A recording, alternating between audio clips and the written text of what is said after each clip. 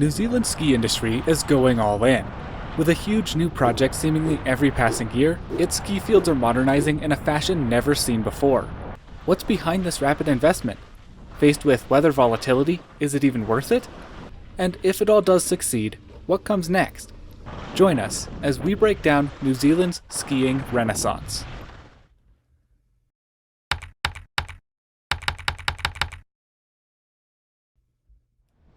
Last week, the Remarkables announced a huge new expansion project to take place in the Doolans, which will make it the largest ski field in New Zealand. Just last year, that crown was claimed by Cardrona in the wake of its Soho Basin expansion. And quietly in the background of all of this, an entirely new ski area has been proposed just a gondola ride away from Queenstown. These big three projects represent all of the different ways the Kiwi ski industry is poised to grow throughout the coming decades, so let's take a closer look at each one. First, the Remarkables. The Remarkables has already made waves in recent years with the construction of 3 new 6-pack chairlifts, Curvy Basin in 2014, Sugar Bowl in 2020, and Shadow Basin in 2024. Now, they're proposing a 2.7-kilometer gondola to commence at the current base area, rise over the Gallipoli chutes to a mid-station on Helicopter Ridge, and then descend into the Doolans Basin. This would add 262 hectares of new terrain to the existing footprint of 449, which marks an incredible increase. It would see a new learning area and lodge at the bottom of Doolans, and would create new terrain of all ability levels. One key thing to note is that contrary to the current north-facing footprint, the Doolans face south, a much more favorable sun aspect for southern hemisphere ski fields. This means that not only would the Doolans add more terrain, it would likely add terrain that has better snow resiliency than much of the existing footprint. By and large, this is the type of landmark expansion project that seems to come only once in a lifetime. Instead, it has come 2 years in a row. Despite a tough snow year in 2025, the season saw the opening of Cardrona's Soho Basin, officially taking the crown of the largest Kiwi ski field away from Whakapapa. This project built on 2017 and 2021's installations of the McDougall's Chandala and Willows quads respectively, as it opened 150 hectares of new intermediate and advanced terrain with a 6-pack chairlift off the backside of the top of the mountain. Also included in the Soho project, a T-bar was added to the main face of the mountain to make lapping the terrain parks quicker and take some pressure off of McDougall's and White Star. Through both of these projects, Cardrona not only got larger and spread people out across the new footprint, but created a new marketing leverage and became way more attractive to international visitors. Those are the same pillars on which stands the Doolans proposal at the Remarkables. The wild card in all of this expansion madness is Bowen Peak. Bowen Peak rises above the Fern Hill sector of Queenstown and is just a small part of a proposal to develop a neighborhood and ropeway system. While the neighborhood development is not our area of expertise, the ropeway system is of particular interest because it would rise to the ultimate summit of the aforementioned Bowen Peak, where a later phase of the plan could see a new ski field open. This ropeway has swung many ways, from funicular railway to monocable gondola to even a funifor section. But the most important thing to note is that while there are concrete plans for the neighborhood and the ropeway system, the ski field is only a small piece of this plan and would be a much later phase of the development. The plans phrase it as a possibility, not as a certainty. As such, the idea of a new ski field on Bowen Peak rests, at the moment, primarily as conjecture. Beyond the 3 major projects, there is one smaller project worth discussing, Mount Hutt's Norwest Express. While Coronet Peak and Whakapapa introduced detachable quads to their learning areas in 2010 and 2016 respectively, Mount Hutt went further in 2020 with New Zealand's first 8-pack chairlift. Norwest only serves the middle third of Mount Hutt, primarily accessing the beginner terrain. Although its dimensions increased uphill capacity from the old lift, its real impact is both practical and symbolic, improving beginner flow while reinforcing a more premium, modern image for the resort. While arguably excessive in size, the Norwest Express represents a notable step in how New Zealand ski fields are upgrading beginner infrastructure for both efficiency and experience. It is important to note that there have been many failed or unfinished plans throughout the years. Porter's Alpine once had plans for a huge expansion and development from foreign investment, but the project never materialized due to a perfect storm of economic and ecological barriers. Both ski areas on Mount Ruapehu had modernizations planned that have yet to come to fruition due to the collapse of Ruapehu Alpine lifts in 2022. More on that in a bit. So now we get to the fun part of the video, where we get to guess at why all this is happening, and why now of all times. Initially, this sudden investment boom seems indicative of a visitation boom. After all, the COVID recovery-era outdoor boom led to worldwide and continental skier visits records being broken several of the past few years as attendance rebounds higher than it was before the pandemic. It's certainly plausible that that rebound could be happening in New Zealand in the same way. However, we don't believe that such a visitation boom is happening in New Zealand, at least not to the level to single-handedly drive such investments. New Zealand does not have a single reporting agency for skier visits, but in years such as 2009 and 2017, when previous attendance records were broken, there were plenty of news stories and press releases about it. No such stories have been run in the post-COVID era that we could find. In examining hotel data from HDNZ for August of 2025, beds in Queenstown were at around 78% full, compared to around 88% occupancy for August of 2019. In August of 2024, occupancy was just a percent or two lower than that 78% mark. A similar trend can be seen in the numbers for New Zealand as a whole.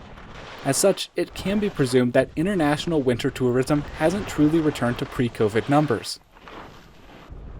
Laura Headley of Cardrona and Treblecone did tell the Otago Daily Times that in 2025, Cardrona saw its most ever visitors. However, this can be partially or mostly attributed to the Soho expansion opening, and Cardrona's increase quite possibly came at the expense of other Southern Lakes Fields' visitation numbers. Additionally, that number may have been further increased by local skiers spending more days on the mountain than usual in order to explore the expansion terrain. So with all that said, it's pretty likely that a visitation boom isn't solely responsible. Before getting to what we believe is the biggest driver, let's take a look at two smaller pieces, the first being the Fast Track Approvals Act of 2024. We won't dive into every detail, but the law created a streamlined approval pathway for projects deemed to have significant regional or national benefits. Rather than moving through multiple separate approvals processes, eligible projects can have a range of approvals considered together by independent expert panels convened through the Environmental Protection Authority. The Fast Track Act makes it much more attractive for ski fields to make their moves now.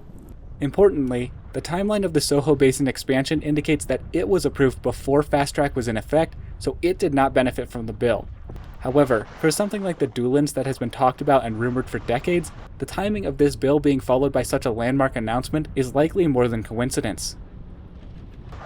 One smaller piece to note is that on the South Island, the Big Five ski fields are owned by two companies. RealNZ owns Cardrona and Treblecone, while NZSki owns Coronet Peak, the Remarkables, and Mount Hutt. While it is highly unlikely that Cardrona's Soho expansion single-handedly elicited a response from NZSki, it is quite likely that a very small component of the Doolans is an arms race of sorts. That's to say that competition between the two companies is likely a small factor. Fast Track and competition aside, one reason for the jump in investment stands above all else: betting on the future. Conventional wisdom would suggest that higher demand leads to higher investment. But as previously discussed, there isn't clear evidence of a major visitation boom driving this expansion wave. Instead, it looks like operators are betting that expanding terrain, infrastructure, and capacity will create more demand over time rather than simply responding to it.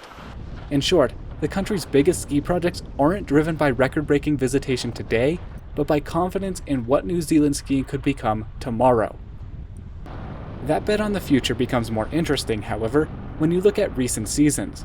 The 2025 winter, for example, was highly variable, exposing the difference between large snowmaking-driven resorts and smaller club fields that struggled to operate consistently or at all. Cardrona did set that visitation record, but it's likely that due to the challenging conditions, they did not shatter it by as high a mark as hoped.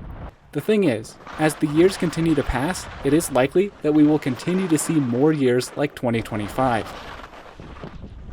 To that end, it would appear that the large commercial fields are more insulated against weather volatility than the small club fields. However, a counter case can be made in Ruapehu Alpine Lifts. They were the non-profit operator of Whakapapa and Turoa until a dreadful 2022 season finally pushed them over the edge, combining with the pandemic and mounting debt to cause the collapse of the company. The ski fields are now owned by private entities and are once again operating, but the fate of the nonprofit should rest as a cautionary tale for all ski fields in New Zealand, big and small. Beyond Soho, Doolans, and Bowen Peak, There is also a clear pipeline of proposed projects that shows where the system is headed next. Buried on the Fast Track website are 3 major proposals, the first of which would be at none other than Cardrona. Their proposal is a gondola running from the valley, down in which they could vastly expand parking. That parking expansion and reduced load on the ski field access road would significantly increase the overall daily carrying capacity of the ski field, and in turn would theoretically induce demand to meet that increase. Over at Coronet Peak, a very similar project is proposed, with a gondola from the valley and parking shift down into the valley. However, the Coronet Peak project also proposes a whole new base area village at the bottom of the gondola. This would allow for further growth of Coronet as a whole, without a massive impact at the top of the mountain. As with Cardrona, it would increase the daily carrying capacity that's currently limited by the parking, and would help incentivize higher visitation numbers. While not a strictly skiing-related project, there is a proposal in Fast Track to build a gondola network connecting Queenstown and the surrounding areas, including the airport. As far as I understand, they're still exploring options, but it could end up as a traditional monocable gondola, or something more experimental like the pods the company called Whoosh is currently testing. Notably, this system, as drawn up now, would not directly connect to the Bowen Peak ropeway we discussed earlier. The Frankton end could, however, eventually connect to a gondola running 10 kilometers over to the Remarkables. This latter piece is a project that has been discussed since 2015, but is not likely to happen in the immediate future. Finally, we should give a brief mention to the fields on Mount Ruapehu. The operator of Turoa recently closed the Ngawai Heka chair due to a number of factors, including a trade-off to secure a 10-year operating concession. This has paved the way for a future replacement of the Movenpick chair with a detachable system, likely a gondola with a beginner unloading mid-station. Both Turoa and Whakapapa have master plans from the late 2010s that propose a number of new detachable chairlifts at the field, but both fields are primarily still in survival mode, with the Movenpick replacement and snowmaking upgrades taking much higher priority. Each of these projects makes sense on its own, but when you connect them, a larger pattern starts to emerge. The focus shifts away from individual developments and towards a bigger question. What does all of this say about the future of skiing in New Zealand? Taken together, these developments suggest New Zealand is trying to position itself as more than a regional ski destination. Historically anchored by domestic and Australian visitors, the Southern Lakes is already well placed to attract a broader international market, particularly given its alignment with the Northern Hemisphere summer. In that context, the investments in terrain, lift infrastructure, and access, particularly the expanding networks around Queenstown, Cardrona, and the Remarkables, start to look less like isolated upgrades and more like an attempt to unify and scale the overall ski experience. There's also a second layer to this. Many of these projects, especially gondola-based access systems, reduce road pressure and concentrate transport into fewer, higher capacity links. Whether intentional or not, they point toward a more consolidated and potentially more efficient model of ski area development, one that could support longer-term growth. At the same time, the Fast Track process reflects a broader willingness at the policy level to accelerate major tourism and infrastructure projects where they are seen to deliver significant regional or national benefit. In that sense, these ski developments sit within a wider push to expand Otago's role as a key tourism and recreation hub. The most interesting question is not simply whether individual projects like Soho Basin or Doolans will succeed. It's whether they represent the early stages of transforming the Southern Lakes into a true global ski destination on a scale New Zealand has never really seen before. When I say that New Zealand's skiing renaissance is just the beginning, that's our bet on the future. At the end of the day, most projects discussed here are only plans right now, and it'll be many years before we see it all built out. But given the huge economic contributions that the ski industry produces in New Zealand, along with the rapid-fire planning push in recent memory, we believe this is the start of New Zealand's skiing revolution, and we can't wait to see it. We would love to hear any and all of your thoughts about these projects and their meaning for the broader Kiwi ski community as a whole. If there are any other proposals that we've missed, we'd love to hear about those too. If you enjoyed this video, consider checking out one of our ski industry breakdowns about the North American market, linked in the description. And of course, please consider subscribing to help support this stream. As always, thank you all so much for watching. All my love, I'm out.